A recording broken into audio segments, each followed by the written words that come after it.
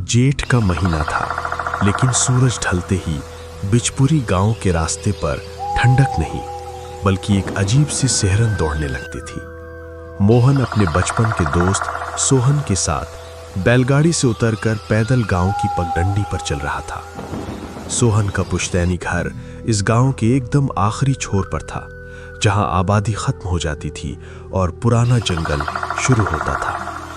मोहन को शहर की भागदौड़ से कुछ दिन का आराम चाहिए था, इसलिए सोहन उसे अपने गांव ले आया था।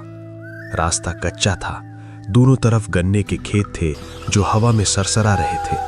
शाम गहरा रही थी, दूर कहीं सियारों के रोने की आवाज आ रही थी।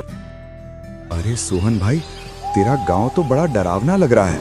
इतनी शाम हो गई पर कोई आदमी नहीं दिख रहा खेतों में, और ये हवा, इसमें कैसी अजीब सी सड़ांध है। भाई आवाज धीरे रख, यहाँ शाम के बाद लोग खेतों में नहीं रुकते।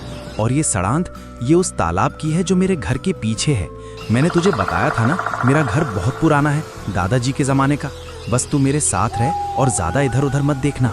चलते चलते वे घर के सामने पहुंचे। घर क्या था? एक पुरानी हवेली का खंडहर था। दीवारें मिट्टी और लखौरी ईंटों की बनी थीं। घर के पीछे की दीवार टूटी हुई थी और वहीं से वो तालाब शुरू होता था। पानी बिल्कुल काला था। उसके किनारे पर कोई घास नहीं थी, सिर्फ काली गीली मिट्टी थी। मोहन की नजर जैसे ही तालाब पर पड़ी, उसे लगा कि पानी हिल रहा है, जबकि हवा बंद थी। तभी घर के औसारे में, बरामदे में एक बूढ़ा आदमी लालटीन जला रहा था। वो घर का पुराना रखवाला बिरजू काका था। आ गए मालिक। और ये साथ में कौन है? सोहन बेटा, मैंने मना किया था, इस घर में अब सांस लेना मुश्किल है, तुम फिर भी मेहमान ले आए। काका, ये मोहन है, मेरा जिगरी यार। कुछ दिन रहेगा यहाँ। आप बस भोजन का प्रबंध करो और डराओ मत। बेटा मोहन, तुम शहर के हो, तुम्हें यहाँ के कायदे नहीं पता।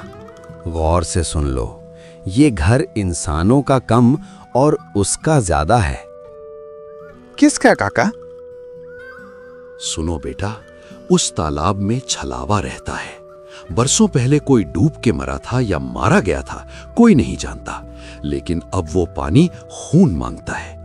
3 बातें अपने दिमाग में बिठा लो। पहला, सूरज ढलने के बाद घर के पिछले हिस्से में मत जाना। दूसरा, अगर रात को तालाब की तरफ से कोई आवाज आए, चाहे कोई रो रहा हो या हंस रहा हो, उधर कान मत लगाना। तीसरा, और ये सबसे जरूरी है, अगर रात को तुम्हारा दरवाजा खटखटाए और कोई सोहन की आवाज में या तुम्हारी मां की आवाज में भी दरवाजा खोलने को कहे, तो दरवाजा मत खोलना। जब तक सुबह की चिड़िया ना चहचहाए, कुंडी मत खोलना।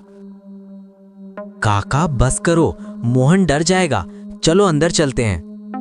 मोहन को वो कमरा दिया गया जिसकी एक खिड़की सीधे तालाब की तरफ खुलती थी। खिड़की में लोहे की सलाखें थीं, लेकिन शीशा नहीं था, सिर्फ लकड़ी के पल्ले थे। रात के 12 बज चुके थे, पूरा गांव सो चुका था। सोहन दूसरे कमरे में था।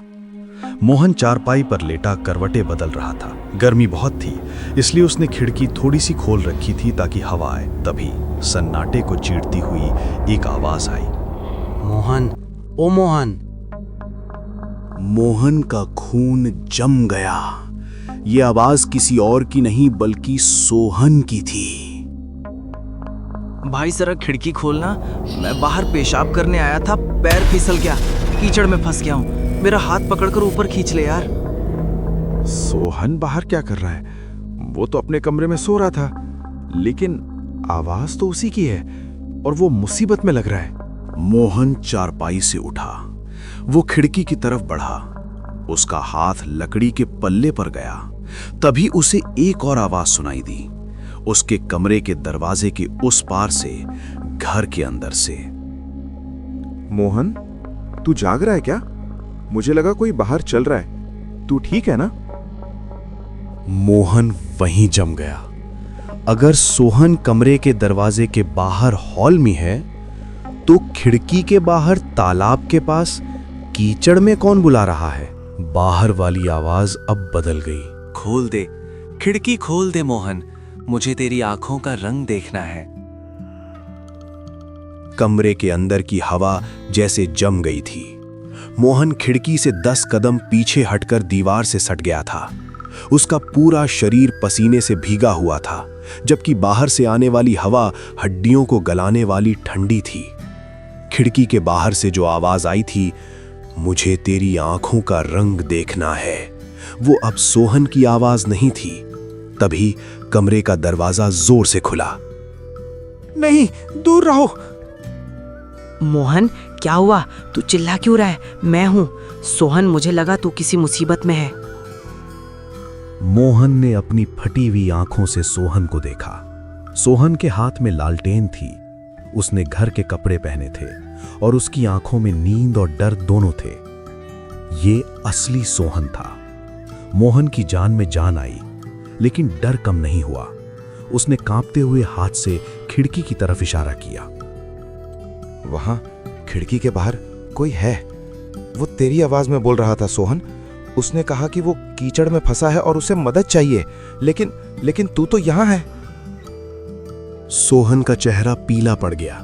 उसे बिरजू काका की चेतावनी याद आ गई। वो अपनों की आवाज में बुलाएगा। देख लिया, पहचान लिया अपनी ही परछाई को। भाग मोहन, बाहर वाले कमरे में चल, ये जगह सुरक्षित नहीं है, सोहन चिल्लाया। दोनों दोस्त कमरे से निकलकर दालान की तरफ भागे, जहां बिरजू काका बैठे थे। उसने तुम्हें देख लिया ना, मैंने कहा था वो मन को पड़ता है। अब वो सिर्फ डराएगा नहीं, अब वो अंदर आने की कोशिश करेगा। सोहन, बेटा सोहन, दरवाजा खोल। तेरे पिताजी को दिल का दौरा पड़ा है। हम उन्हें शहर के अस्पताल ले जा रहे हैं। सोहन बेटा, जल्दी बाहर आ, गाड़ी खड़ी है। ये आवाज उसकी मां की थी। उसकी मां जो शहर में रहती थी। उसका दिल तड़प उठा। सोहन की आंखों में आंसू आ गए। वो दरवाजे की तरफ लपका। मूर्ख मत बन, होश में आ। तेरी माँ शहर में है। यहाँ अभी रात के 2 बजे इस बारिश और कीचड़ में कौन सी गाड़ी आ सकती है? ये छलावा है। ये तुझे ममता के जाल में फंसाकर बाहर खींचना चाहता है। अगर तूने कुंडी खोली तो बाहर तेरी माँ नहीं, तेरी मौत खड़ी है। लेकिन काका, ये आवाज, ये तो बिल्कुल माँ जैसी है। वो रो रही हैं। अगर सच में कुछ हुआ हो तो मैं अपने आप को कभी माफ नहीं कर पाऊंगा। सोहन, तू सुन नहीं रहा? तेरे पिताजी की सांसें उखड़ रही हैं। दरवाजा खोल दे मेरे लाल। तू इतना पत्थर दिल कब से हो गया? तभी मोहन, जो कोने में खड़ा था, उसकी नजर दरवाजे की नीचे पड़ी। सोहन, रुक जा, नीचे देख, फर्श पर देख, मोहन चिल्लाया। सोहन ने नीचे देखा। दरवाजे की नीचे की झिली से कुछ अंदर आ रहा था। वो पानी था, काला, गाढ़ा और बदबूदार पानी। वो समझ गया, अगर उसकी मां बाहर होती तो दरवाजे के नीचे से तालाब का पानी अंदर क्यों आता? बाहर वाली शक्ति को जब महसूस हुआ कि उसकी चाल नाकाम हो गई है, तो उसका रोना अचानक बंद हो गया, जैसे किसी ने रेडियो बंद कर दिया हो। एक पल का जानलेवा सन्नाटा छाया और फिर एक जोरदार राक्षसी हंसी गूंजी।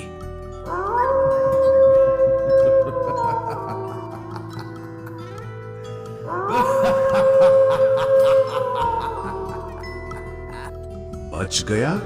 समझदार हो गया है तू सोहन, लेकिन कब तक बचेगा? ये रात बहुत लंबी है और मेरे पास अंदर आने के और भी रास्ते हैं।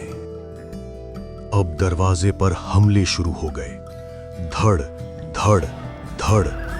दरवाजा पुराना सागौन की लकड़ी का था, लेकिन हर धक्के के साथ वो अंदर की तरफ झुक रहा था। मिट्टी की दीवारों से धूल झड़ने लगी। ऐसा लग रहा था कि बाहर कोई एक आदमी नहीं, बल्कि 10 लोग मिलकर दरवाजे को कंधे से तोड़ रहे हैं। काका, ये अंदर आ जाएगा, दरवाजा नहीं टिकेगा। हमें क्या करना चाहिए? आग। छलावा आग से डरता है। सोहन, रसोई से केरोसिन का डिब्बा ला और मोहन, घर में जितने भी कपड़े मिले उन्हें इकट्ठा कर।